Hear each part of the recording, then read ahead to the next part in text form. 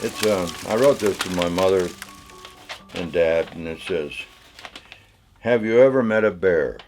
I mean a real wild bear. It is an experience I won't forget. As I think back on that day, I guess the bear was about as startled as I was. I was alone in the North Idaho mountains looking for a good place to fish. I had seen beaver ponds from the mountain, and I decided to check this stream out. And when I got to the stream, it was smaller than I thought, but every now and then beavers had made dams, and deep pools were formed, teeming with rainbow trout. I could see the trout lurking in the pools and darting away. As I approached, and I caught a grasshopper and tossed it out over the water, and the water burst open, and two large trout leaped into the air, fighting for the doomed insect. I was excited and thought I had reached fish heaven. I decided to check out the next few beaver dams down the stream before trying my luck. A game trail laced along the edge of the stream. Tall ferns grew in abundance and formed a wall on each side of the trail. The mountains on both sides rose straight up, giving the valley a hidden splendor of its own.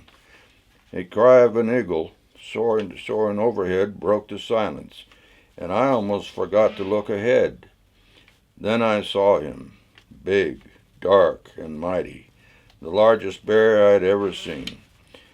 He saw me at the same time and reared up on his hindquarters.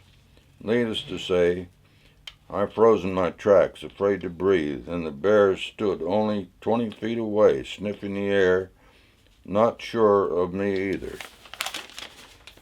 We faced each other for what seemed an eternity, yet it was only moments. I didn't want to cause the bear any harm, nor did I want the bear to harm me. Anyway, I only had a single-shot rifle laid across my arm, and a .22 rifle at that. I knew better than to try a shot at the bear, even if I couldn't miss at this range. A .22 bullet would only make him mad. Then I remembered reading that the bears hate loud noises, so I fired the gun off to the side. The shot echoed all over the valley, and the bear, frightened by the noise, turned and ran. I also turned and ran, forgetting the fish, and made a record trip back to the tower. I never got to go back to fish there, as I had to leave the next day, but I'll always remember those hungry trout, and I'll never forget that bear.